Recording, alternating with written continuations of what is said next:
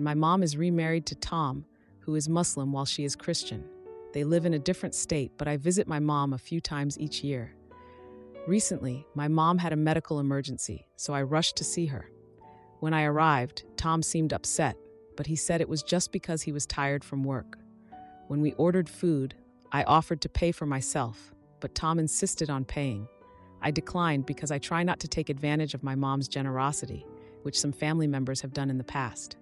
When we got home, Tom immediately snapped, saying, "When you come to my house, you need to tell me, not just your mom." I laughed it off and said, "Okay, Tom."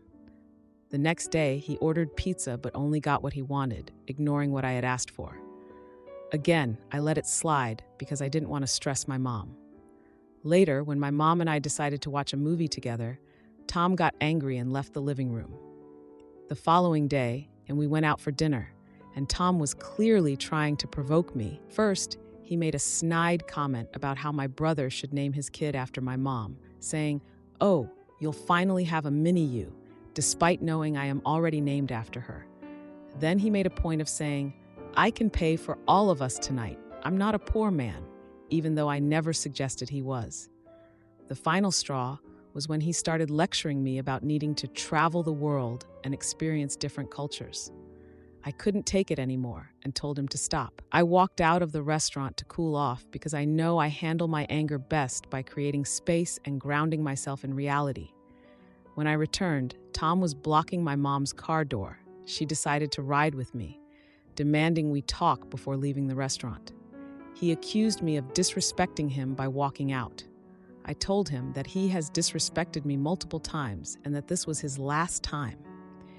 He wouldn't talk to my other siblings this way. He has only ever done this to me. I'm the only one who has ever embraced him. This man has cursed me out on the phone, sent me outrageous text messages, and much more. Very childish, very self-centered, very much a man-child. He begins this religious rant about Muslims and Christians, ultimately using religion to justify his actions. And that whatever he does, I have to let it go because God says if a man apologizes, I must accept it and move on, which the man has never apologized.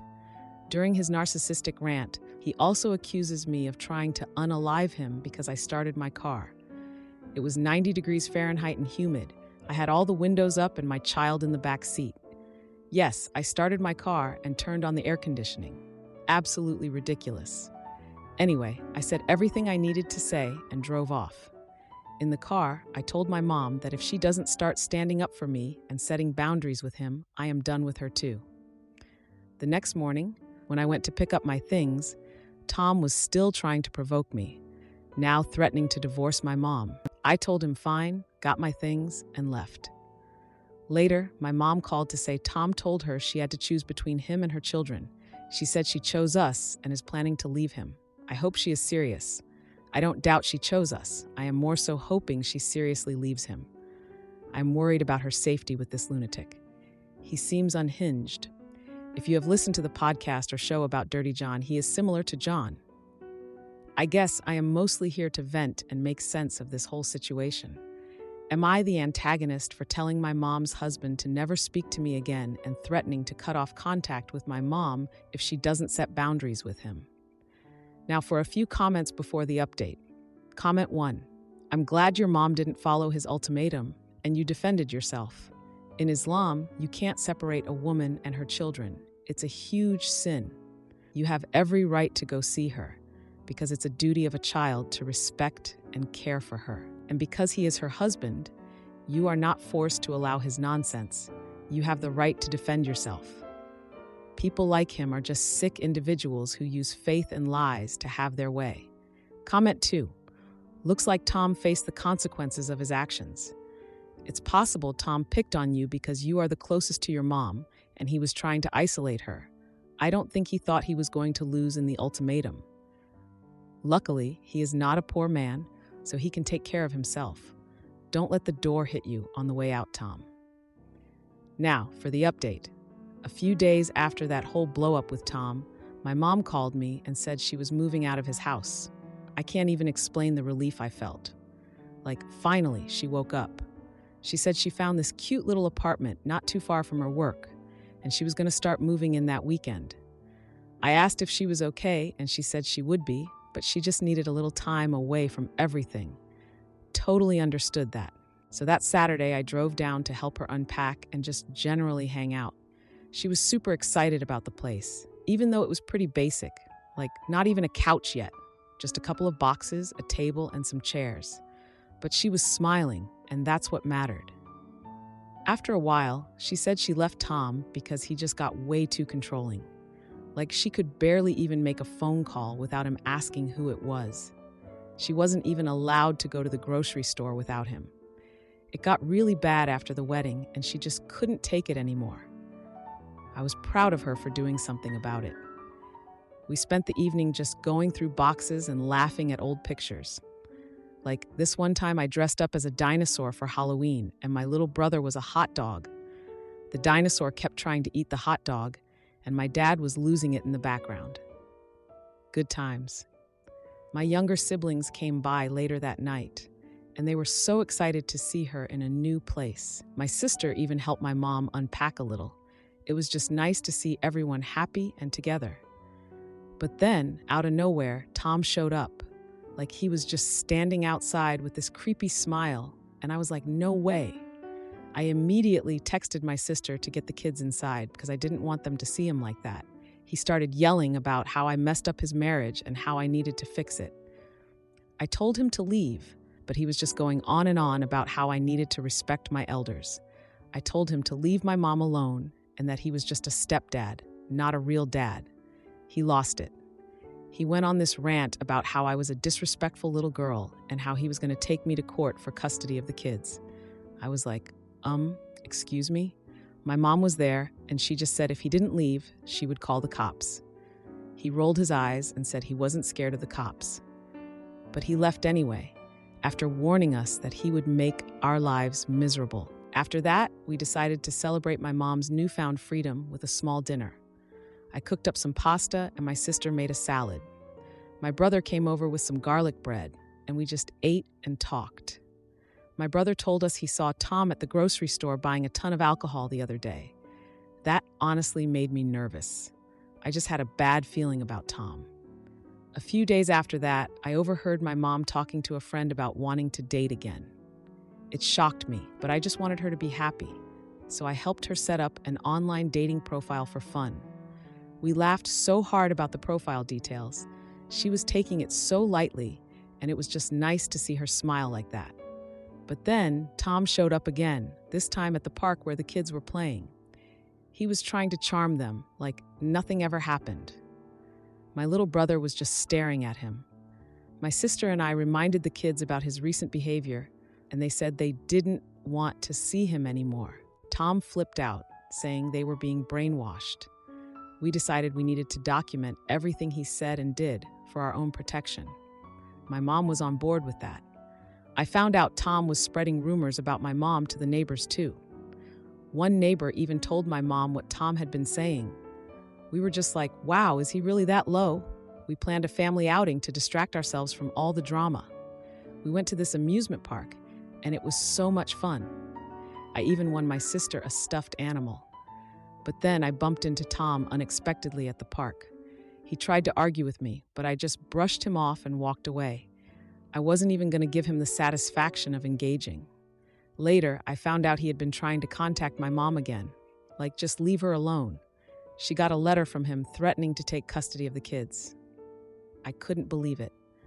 We helped her draft a response, setting clear boundaries. We decided to document everything and reach out to a local support group for advice.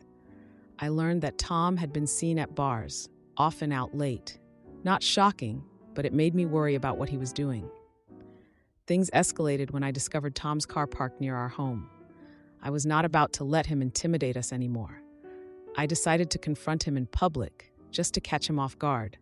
I walked right up to him and told him to leave our family alone. He tried to belittle me, but I stood my ground. He backed off, but I know he's not going to give up.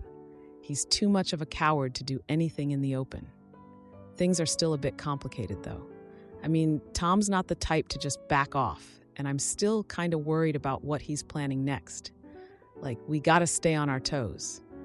but I'm just so glad my mom's out of that situation and trying to find her own happiness. It's a bit of a roller coaster ride, but at least we're all in it together, and I'll definitely keep you guys posted if something big happens.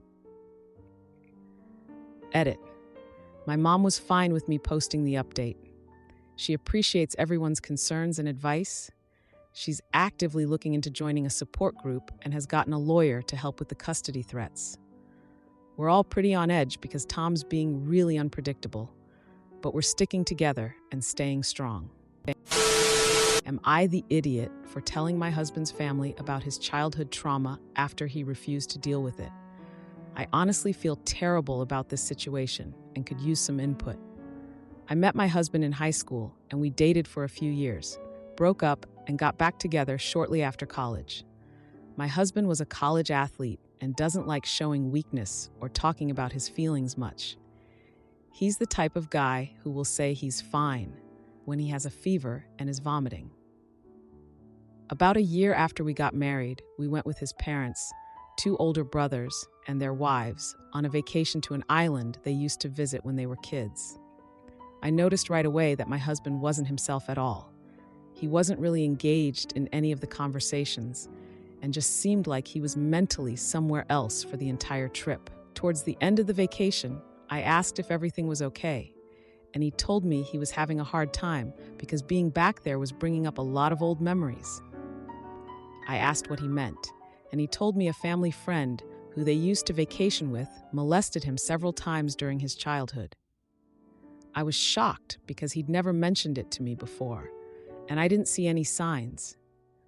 He said he'd never told anyone, including his parents, because it wasn't a big deal and he didn't want anyone to worry about him.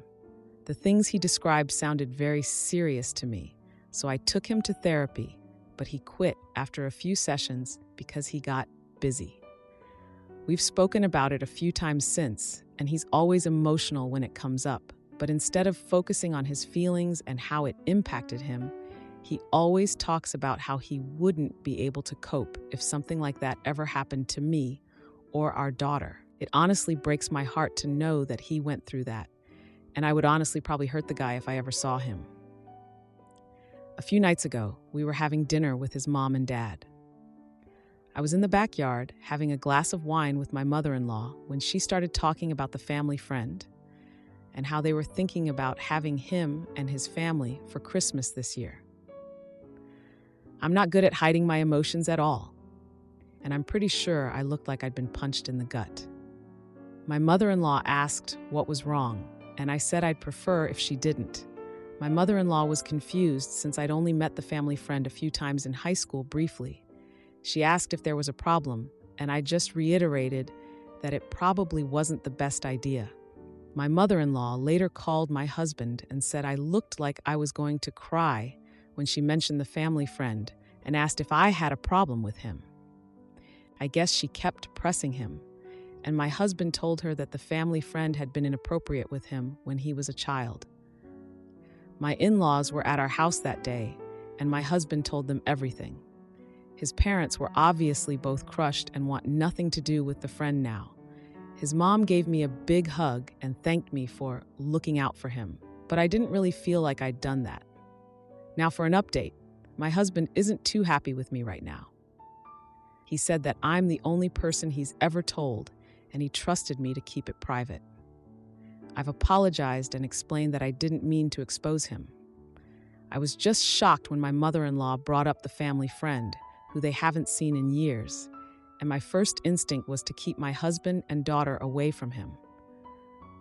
My husband says he understands that it was an accident and forgives me, but I can tell he's still upset with me. I honestly feel like the worst person in the world. Any advice? Am I the jerk? Now, for a few comments before the update. Comment 1, no. This was an unfortunate situation. Your mother-in-law casually mentioned the man who sexually abused your husband, and you had a strong emotional reaction. You didn't tell her what happened. Your emotions tipped her off. I understand why your husband is upset. He hasn't processed this and seems very protective of you and his family. I'm guessing his sadness right now is more about the situation with this friend than with you. Be patient and let him know you're there. You sound like a loving wife. Comment 2. He always talks about how he wouldn't be able to cope if something like that ever happened to me or our daughter. By sharing what happened to him, he can prevent it from happening to someone else, perhaps a nephew or a future son. Keeping the secret only protected the monster who did those horrible things to him. Telling the secret gives the shame back to that evil man, instead of it being carried by his victim. Now, for the update. 2 days after the family dinner, I was at home with my husband. He was unusually quiet and seemed distant, which wasn't like him at all. I decided to bring up the family friend situation again, wanting to clear things up. He looked uncomfortable and said that he still felt hurt about the secret being shared. I mentioned that the family friend shouldn't be invited to any future gatherings, and he reluctantly agreed. However, he was still distant, scrolling through his phone the whole time. I asked him if he wanted to talk about how he felt, but he brushed me off, saying he was fine. The next day, I found a text on his phone from his sister discussing family dynamics. The sister mentioned how their parents were upset about the family friend situation and how they wanted to handle it. During dinner that night, I brought up the text and asked if he had talked to his sister about it. He responded defensively, saying that he didn't want to discuss it further. A few days later, we went to a family gathering for a cousin's birthday. At the party, everyone was chatting, but I noticed that my husband was avoiding certain family members.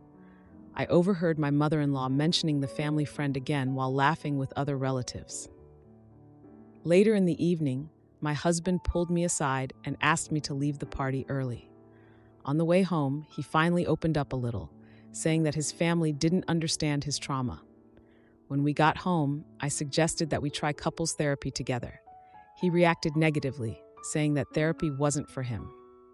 The next day, I overheard him on a call with his sister, discussing how their parents were overreacting.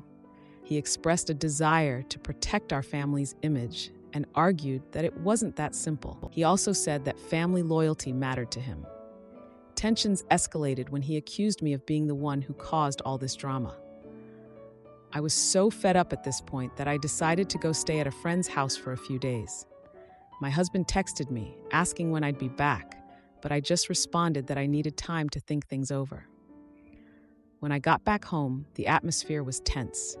We both avoided heavy topics, but I knew it was time to set some boundaries. I let my husband know that I wouldn't tolerate the family friend being around. He seemed conflicted, but agreed to talk about it later. During a family holiday dinner, the family friend showed up unexpectedly. I left the table, unable to handle the situation, while my husband stayed behind. After dinner, my husband found me outside and asked why I left.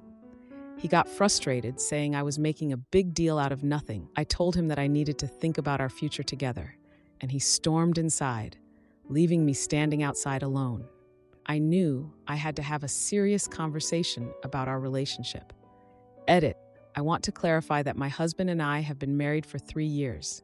We have no children and have been living a comfortable life. I also never knew about his trauma before the family dinner. He has been distant for a while now, even with our regular activities. Regarding therapy, he has been resistant to discussing it. I suggested individual therapy for him, but he flatly refused. The family friend in question is someone the family had been close to for a long time, which is why my husband was upset about his family's reaction. My husband and I have been arguing more frequently over this matter. Am I the idiot for leaving my wife after she brought home her niece's kid against my wishes? My wife and I have been together for 7 years. She is 52 and I am 43. When we first met, she told me she was a widow and had no intentions of getting married again. 2 years later, we got married. We also had a pretty extensive conversation about children.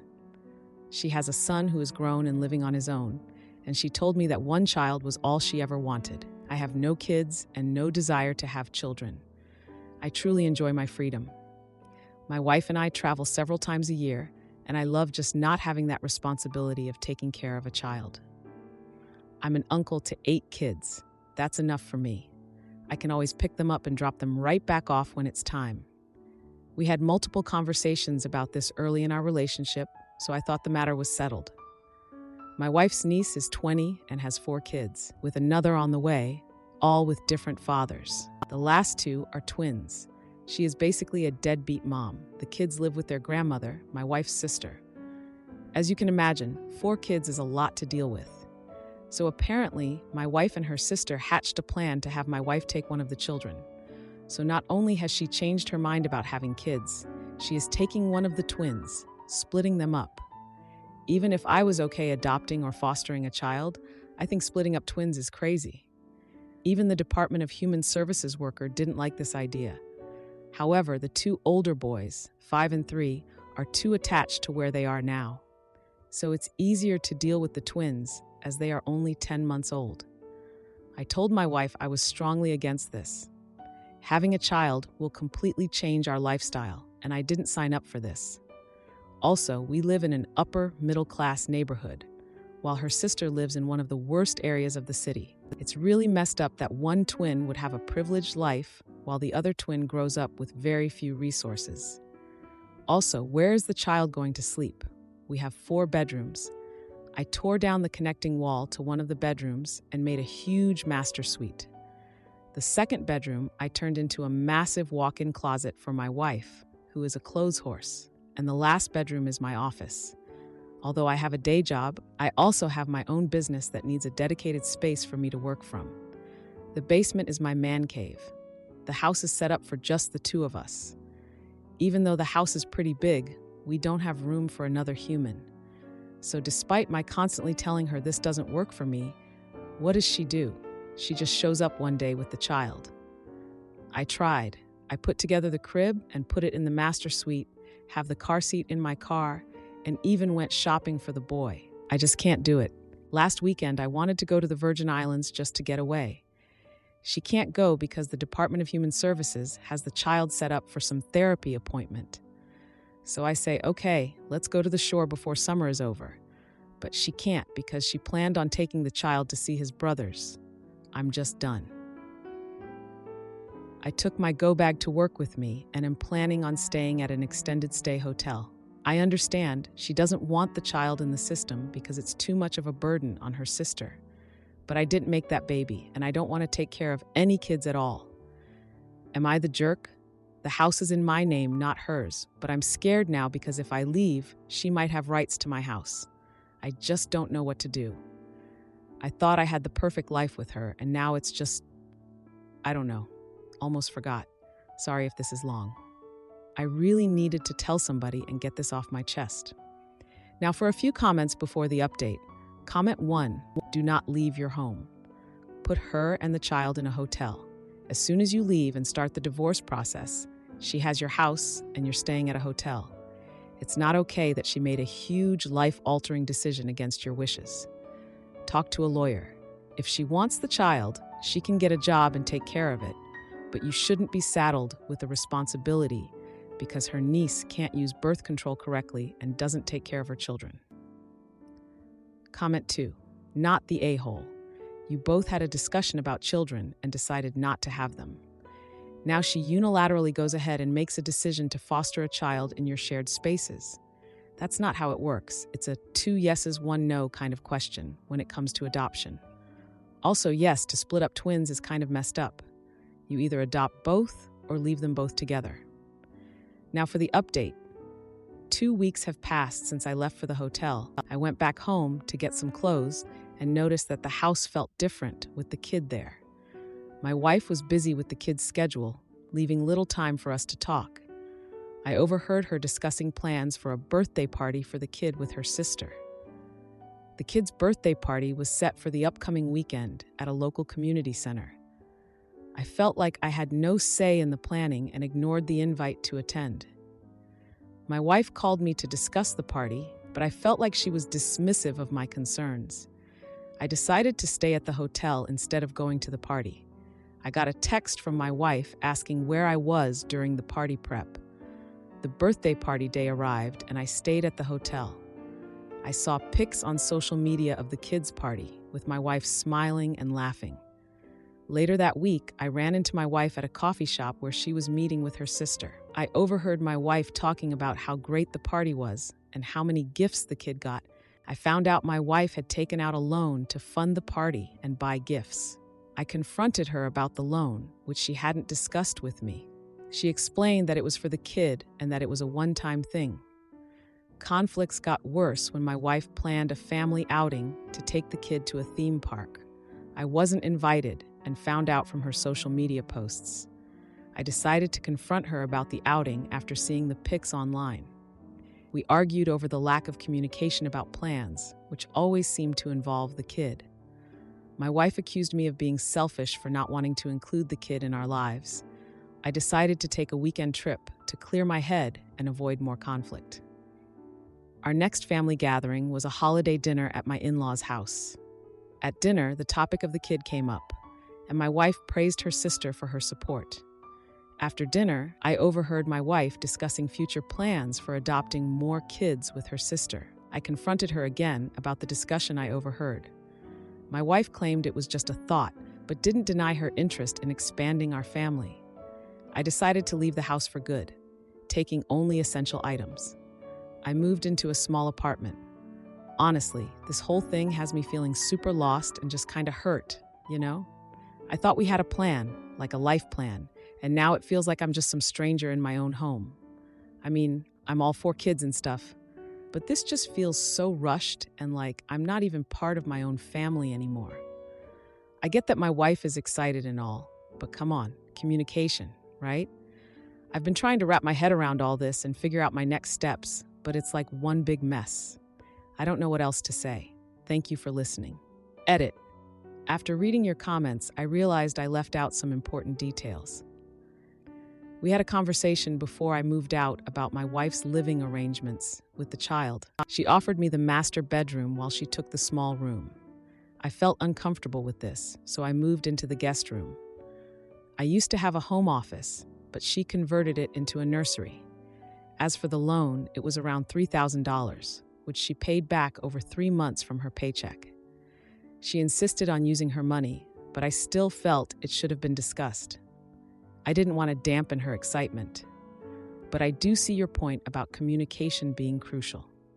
If you like this video, you'll probably like these too. Also, while you're here, please consider subscribing. It's your support that keeps this channel alive and allows me to make better and longer videos. Have a great day.